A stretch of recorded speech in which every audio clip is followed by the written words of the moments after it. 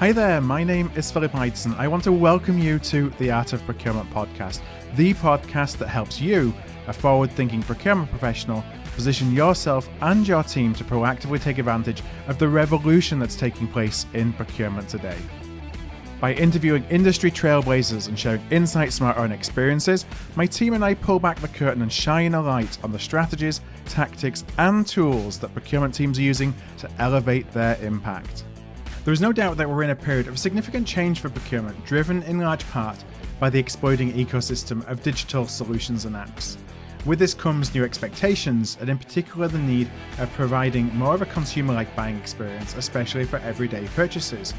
And in addition, the way that procurement buys technology is also changing, from a one-size-fits-all model to one where much more care is taken to architect a tech stack that meets the individual needs of each business.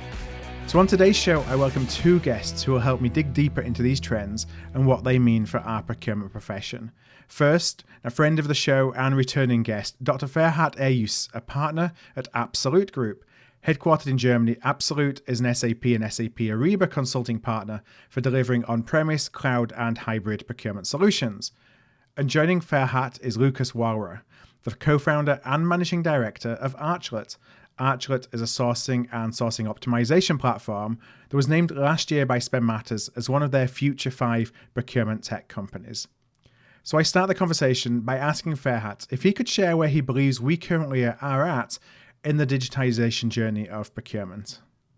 Phil, well, this question is, of course, a big question. You can respond to this in many ways, but I think to summarize maybe the main developments is that we have made good progress overall in the digitization of the P2P process. Still, there are some opportunities with automation and artificial intelligence applications, but I think the next spot is definitely in the source to contract part, where we need more attention about how we collaborate with our suppliers, how we are sourcing direct materials, and of course, how we are managing our contracts. And I think now with the session today with Archlet, we find a really sweet spot in how to optimize the sourcing process for direct materials.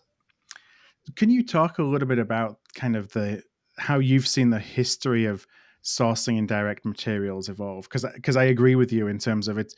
There's been a lot of focus on the indirect side, but not so much on the direct. And now there is a lot of innovation coming supporting direct material sourcing. What we perceive in the market, and also as ap-solut is within the SAP Ariba and the SAP Procurement Solution Network, is that there are a lot of new solutions are popping up. We see that they deliver certain topics in the whole strategic sourcing suite. And what is the challenge now, and what is maybe also the opportunity, is now to find the real best of breed solutions which are fitting to the engine. Coming back to your question, I think the development is now, after we have optimized the standard procedures and we have now understood how to purchase indirects, we also learn from the market disruptions and the increasing volatility of prices and material availability that we need to put more attention on the direct material. And this is, I think, also very much felt during COVID when we had to find new suppliers and new sources of supply. And so I think this is now the time also to stick deeper into that topic. Now, as you think about the sourcing side, do you think kind of beyond the sourcing process? I'm interested of let's kind of scope out what sourcing in direct materials means.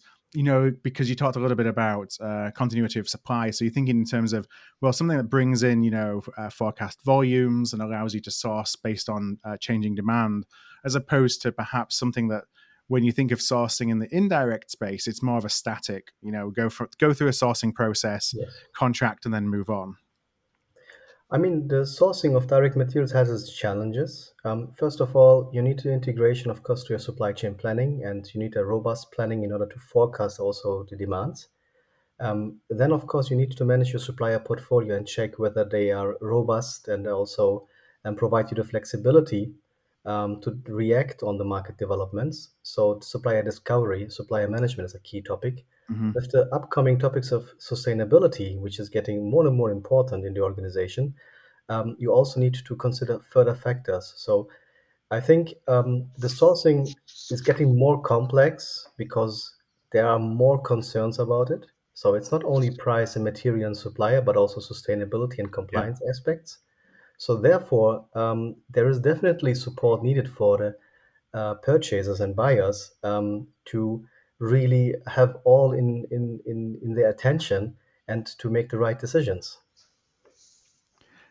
And so my last question then Lucas, I want to bring you into the conversation as well. But Ferhat, you mentioned something about best of breed, but also being a part of the Ariba network, and I know you do a lot of work in terms of Ariba implementations. How do you see those two marrying up? The idea of you have a platform that is perhaps has the ability to go end to end, but on the other hand, a lot of best of breed organizations who are truly specialized in doing the thing that they do. How do those things align and match up with each other? And that's a good question. And that's also the way how we try to convince and advise also our customers. I think at the first stage, if you look just at the way how we come together with Archlet, that comes from the SAP IO program, where startups and also really nice solutions which are complementing the SAP Ariba um, offering are involved in that program. Mm-hmm. So I think SAP also has reacted to that topic, but also from an implementation point of view, the customer has a specific needs, and we need to adapt to that needs. So we are also providing the integration to S4 HANA or to SAP Ariba, that the systems which are fitting best for the customer in his specific context can also be then integrated into to the processes which are also important in other parts of the Mm-hmm. company. Lucas, as a best of breed, I'm sorry, um, provider, in the sourcing space, how Mhm. do you look at this idea of ecosystems and platforms and kind of where you fit into that kind of, as folks are looking to architect their technology stack? Yeah, very good question. And of course, we get asked that many times. So I think quite, let's say, originally, everyone had this idea of one platform fits it all. You Mm-hmm. did sourcing, contracting, P2P, everything was managed by one specific platform. But how Ferhat said, I mean, things are changing, and maybe also data is more available now, and needs of users are changing as well.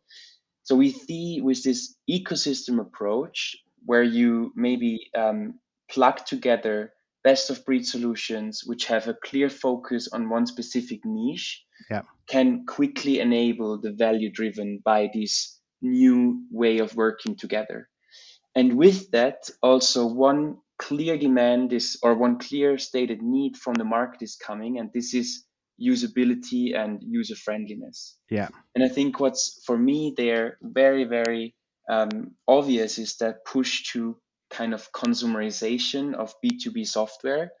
And if we look at B2B tools, also again, historically, they're clunky, it's hard to use, complex, and you need specialists who are basically able to use that kind of software. But now with these new technologies, it's going into direction that you actually want to have, again, same user experiences as we are used to B2C. Let's Mm-hmm. take Google Maps as an example, right? I really love that one because you say to Google Maps you want to go from A to B and you get 5 options in a matter of seconds. Yeah. I mean, we could think of that as well in sourcing, right? You want to buy this and these materials, you have 5 options, and the tool provides you with these opportunities. I recall that I had a conversation with Dr. Eloise Epstein towards the end of the year, and Dr. Eloise was talking about this idea of almost like the App Store, like a couple of platforms that then the best of breed technology are available on an App Store that you can implement kind of for specific use cases. Do you see that, or do you see that as being one possible use case? Not that everybody would necessarily build their tech stack like that, but a move towards that being one way that some organizations may engage with technology. It's funny because we had Elias Epstein participated in a webinar with us a few weeks ago. Okay. And the finding there was we had different opinions. And one opinion was, well, how can you manage so many tools as a company? Right. Right there, you need partners as ap-solut to really streamline the integrations and make sure that you actually have still a process ongoing. But what we also found is that having this different, let's say, ecosystem approach, you focus on core functionalities of a core system, and therefore you can actually change the idea of adoption, which means like kind of people have a login but necessarily don't use it, to engagement. And engagement for us means like people are really looking forward to use the systems. They are going in there, they get value from it, and they have fun using it, so to say. And the more specialized solutions you have, the more value you can generate and the more engagement you will create. Now, we've talked a lot about consumerization of B2B software, and I think it's been certainly a desire in the procurement space for a long time. You talked about ease, and as we start to get more best of breed solutions, how important is it that it basically works out of the box? You switch on ultimately, and it does what it's supposed to do, and everyone can understand how to use it without needing to go through 20 training sessions. Do you think about that in terms of how you architect Archlet, for example? Yes, massively. I mean, to maybe start with quite a personal story. I mean, we started Archlet and we never bought something before that, right? We didn't know how a sourcing process looks like. For us, we just saw the pain of analyzing supplier bids in Excel, creating different scenarios, doing negotiations, and making the final decision. So the only reason why we started Archlet was to kind of build something which eases that pain. And our goal was always that it should be as easy for everyone to be able to use it. Mm-hmm. And I think it's also demanded on a certain point, because if we talk to people at the moment, especially to excellence teams, they say, well, one of the key criterias we make decisions on is how easy to use is the system. Yeah. Because they are not in the mood anymore to create a huge excellence team with a lot of capabilities which use the tool for others. They actually want that the actual end users use the tool and that should be able to use the tool. Yeah, and that adoption, ultimately, any technology implementation succeeds or fails based on adoption. And some of those decisions on whether, from a user perspective, this is for me or not, are made up in that first interaction with the software. And if that first interaction is a negative one, it takes a lot to change the mind of the user that this is going to be something that will help them and that they can easily use. Yeah, I totally agree, Phil. We had in the beginning when we rolled out Archlet, we always started with the setup, and I think we lost like 50% of the listeners because they didn't saw the carrot at the stick.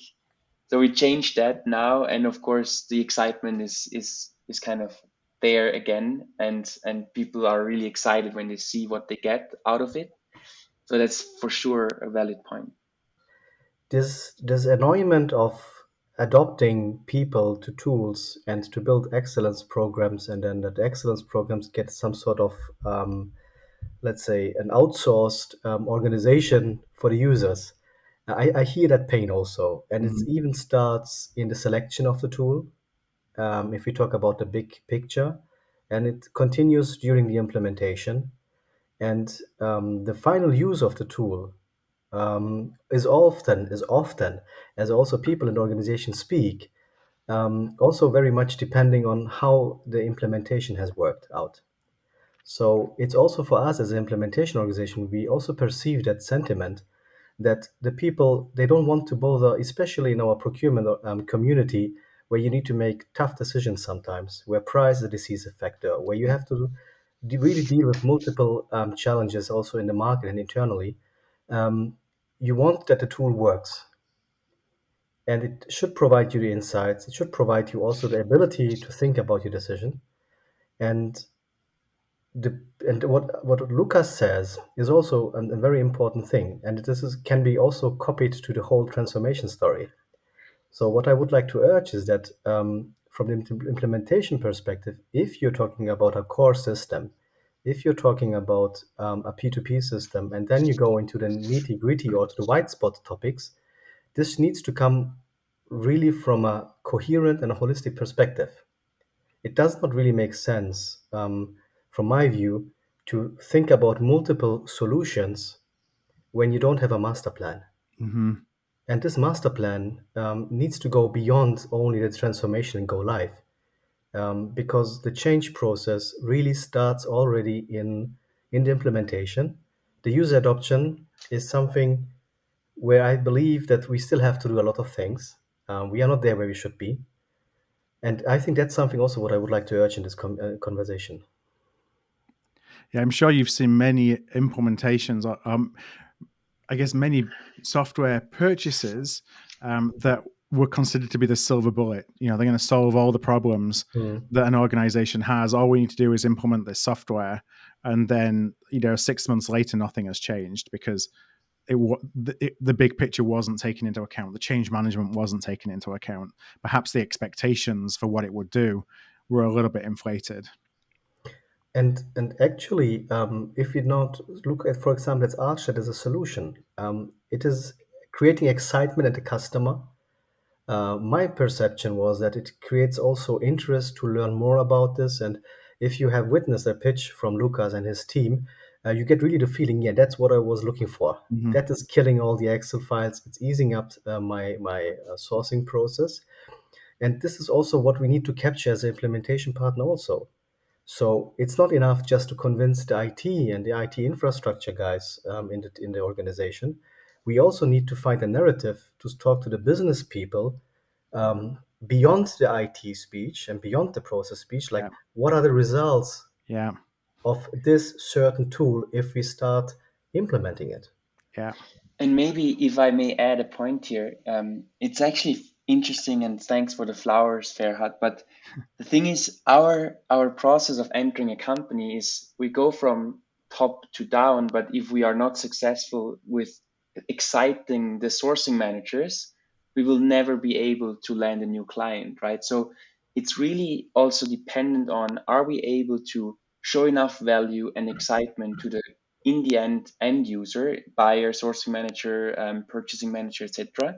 If they don't agree, people would not implement us, and this is quite clear. And they actually say that quite often, very in the beginning in the process. They say, well, let's have a round with our key users, and if they like it, let's continue. So it's also kind of shifting a bit, and I would say end users have more power to Mm-hmm. talk about what they see as the ideal solution for their pains, and kind of really add inputs in that process. You know what both of you said fits really nicely with two of the key themes that we have at Art of Procurement this year. One is all about outcomes. So, as you say, it's about what's it going to do for them. The bells and the whistles don't matter so much as the results. And two is the experience. The user experience, whether it's a stakeholder, whether it's a supplier, whoever. There's a multitude of stakeholders who can be involved um, in interacting with procurement and the technology that we select. And I was encouraged what you said, Lukas, in terms of you're working with stakeholders and kind of giving them even the opportunity to try to see if they like the experience or not. And so my question to Ferhat is: do you see that enough? Are we considering the stakeholder experience enough when we're designing our tech roadmap, and then down to when we're selecting individual pieces of technology? Well, it's. I think there is not a clear yes or no to that answer. Mm-hmm. I have seen organization where, especially in the direct materials, where there is a big impact on the profitability of an organization. I mean, some organizations are more raw materials driven than others. These organizations tend really to look after that the process works smooth and the people have the best equipment, let's say in that way, to perform the best out of their job. And in this organization, I see that the users have a strong say, and that IT is more in the back seat.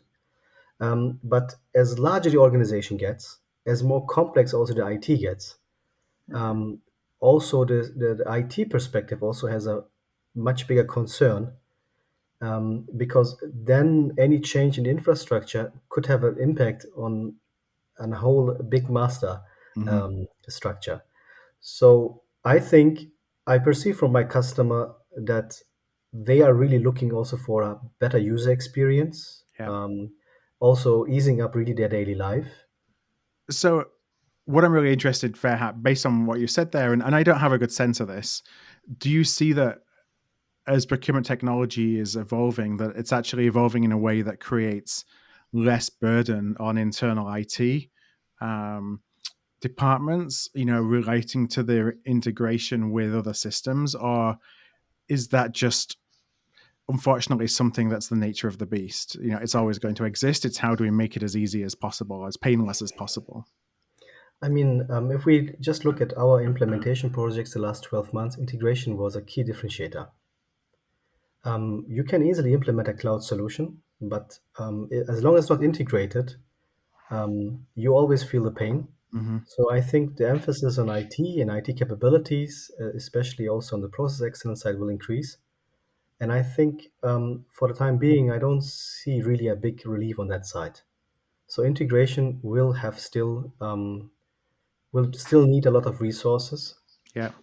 and I think that's part of the game. So I don't know how Lucas does see it, but I think the emphasis will remain on IT.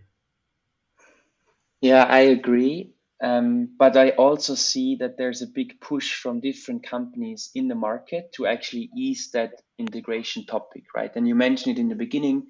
SAP has launched their App Store last year. These are all shifts in the direction of going away from this one platform fits it all to let's become an ecosystem and also give at least other tools a chance to integrate to our systems. If it then really works, I don't know. In our case, it does, but probably not all the time. But at least there is an opportunity to try. And this is already a big step in that direction. How do you at Archlet think about implementation? And kind of to make it as painless as possible. Are there certain things that you do in implementation that you believe enables that, or is there stuff that's built into the product which makes implementation easier than perhaps it would have been traditionally, to make it easier for somebody to make a decision? Less objections, less risk in implementation, for example. So, what we've learned in terms of implementing Archlet at a company is we really do it need based and urgency based. So, for example, if we know a company has X different categories, and in one category there's an upcoming tender which involves different parties, we will start with that. And we will really train the users 2 weeks before the tender with the system, set it up so they're often up and running when the tender actually starts. What we've learned is that if we do these trainings and then after 6 months a tender is coming, because of course sourcing managers have many things to do, Mhm. we basically have to kickstart it again with them. So we really do it in waves. So we don't have a waterfall approach where we train 200 users and then off you go. We try to do it in wave whenever there is an urgency. And this is also something we can do because we are kind of focusing on this decision making and we have resources for exactly doing that. And that gives us a lot of flexibility in how we actually roll out our tool across a company and therefore also reach a lot of people because we just go from category to category. Right. I want to ask, so when I think about the digitization of procurement, obviously it's been a hot topic for a few years now. But I mean, my personal belief is we're still very early in the stages of, the types of the. I don't know if maturity of technology is the right term to use, but we're only really just starting to digitize the procurement, and oftentimes our mind is limited by, it's like known knowns. We're almost like we're replacing what we do manually and replacing it with a digital solution. We haven't yet started to think about what the power and capabilities could be for procurement as that technology matures. So I want to ask you, Lucas, is that something that you see, as somebody who's building software in procurement, and kind of where are we heading on this journey of procurement technology?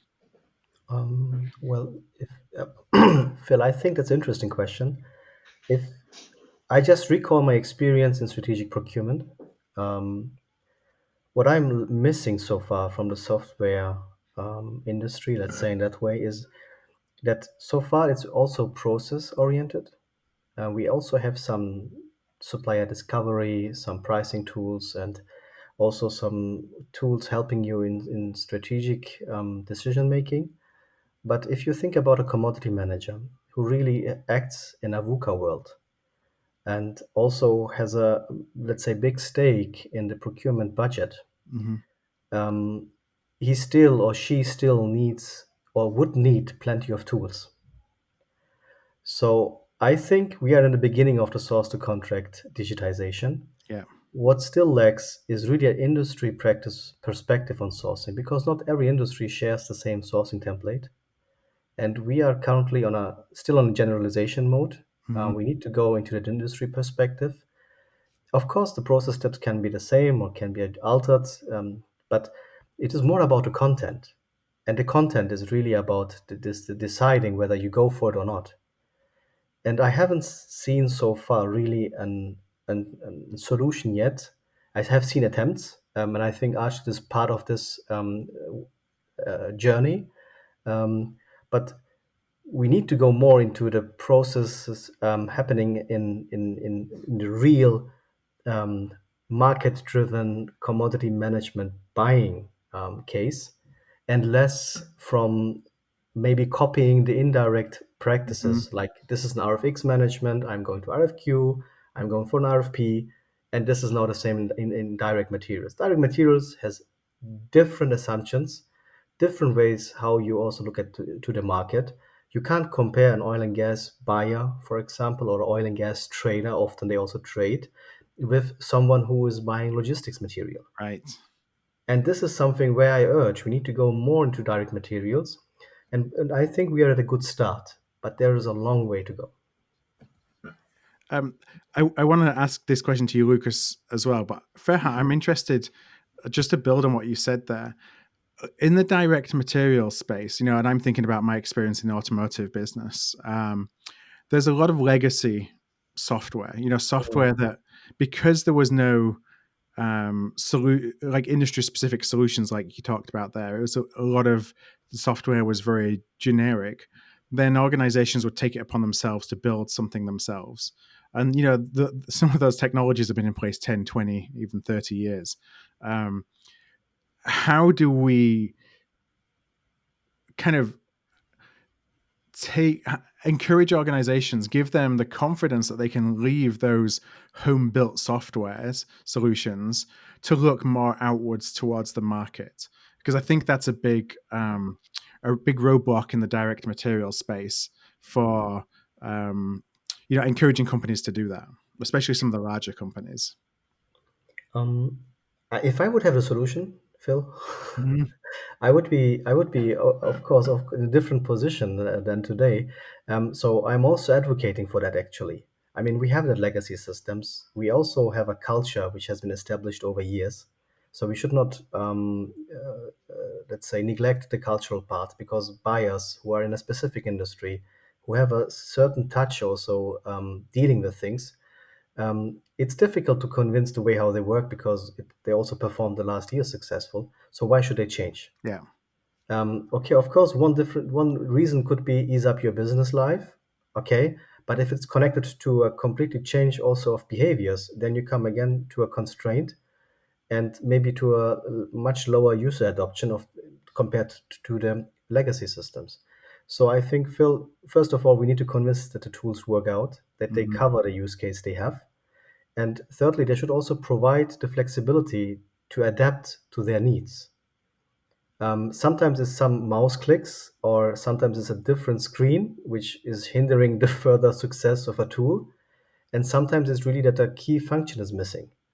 And there we need to go more, as I said also previously, into the reality of the buyers and learn from them, and then develop the tool. The same Right. story as Archlet did. We have an issue, we see how this issue can be fixed, and then we develop the tool. And I think that's the approach what we need. But on the other hand, I also understand that this is the one which is more cost intensive for software developers and also the more risky one. So this is currently, let's say, we are in between of a tipping point, whether we go more for a commoditization of strategic sourcing, Mm-hmm. or where we go for a tailored approach. And I think that's the excitement for the next years. And I hope we go more for the customization of the sourcing tools. Lukas, where do you see that? Yeah, I see the future of sourcing mainly in the direction of holistic sourcing decisions and making connect different silos, different data silos with each other to make actually holistic decisions and create actionable insights. Mm-hmm. And for me, this is relevant for both for indirect and direct because maybe the data you require for a holistic decision in indirect might be different than the data sources you require to make a holistic decision in direct. But what is key is that we start connecting these currently existing data silos and really provide additional insights when it's about decision making in strategic sourcing. And I give you a concrete example. We have now just launched a partnership with Tealbook, who is definitely one of the leaders in the supplier additional supplier data provider. Yeah.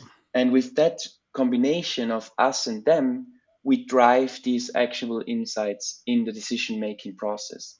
And I really see a shift towards that. And there are other startups who also broadened up partnerships with data providers that could also be kind of index providers in pricing, as Ferhat you mentioned, which is super important in direct to have also a market trend analysis and to understand certain volatilities of the market.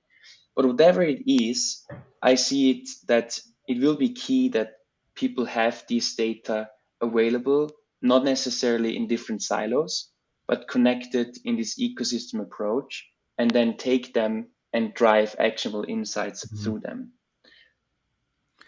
And how do you see the setup of technology in terms of this? Do you provide is the one size fits all across industry, or really starting to provide industry specific, whether it's customizations, modifications, so it feels like it's built for an industry. The software is built for an industry versus it's kind of here it is, and you kind of have to change your business processes to fit the software. It's also an interesting one, and I can now maybe share my biased view. But what we've learned is, and I said we were kind of new to procurement, right? So we talked with more than 500 companies, different industries, different categories, completely different outcomes or different goals in procurement. Mm-hmm. And what we've realized is, whatever they're buying, in the end, the processes behind are very similar towards almost the same. What changes is what data they're looking for. Mm-hmm. But in the end, also if you buy direct materials, you have a specification sheet. You will invite suppliers, they will quote you, you will analyze, you will optimize, you negotiate, and you make your final decision. And the same process you have in indirects. The really changing, and that's probably the tipping point, is what you use to make your decision and what data sources you use to enrich them. So I'm definitely convinced that it's fine to have a industry, non-industry customized solution when Right. you are flexible enough to adapt to the needs of these industries by, for example, changing formats or changing data sources. Well, Ferhat and Lukas, I know it's about time for us to wrap up today, so I just have one last question. Regular listeners will know I always call this the easy question. I'm going to pose this first of all to Ferhat. And Ferhat, that's if anybody would like to reach out, connect with you, or learn a little bit more about ap-solut, what would be the best place for them to go? Phil, you can find me, of course, in LinkedIn. I have an up-to-date profile, and also then you will find the link to ap-solut. And happy to welcome any question or any inquiry from here, of course. Thanks, Ferhat. And same question to you, Lukas. I would say digitally, you find me on LinkedIn, or you can also reach out via our website, archlet.io. But what I would prefer is just come by our office for coffee. We're in Zurich. So if COVID lets or allows you that, let's do it. We have always an open door. It's a beautiful location as well. True. Yeah. So, Lukas, Ferhat, I want to thank you again. I'm going to include those links on the show notes page for today's episode. So anybody can go and find all of the show notes for all of our Art of Procurement episodes at artofprocurement.com/podcast. That's artofprocurement.com/podcast. Ferhat, Lukas, one last time, thank you very much for joining me today. If this episode struck a chord with you, please do send it to somebody. We grow here at Art of Procurement through word of mouth, and that would be really appreciated.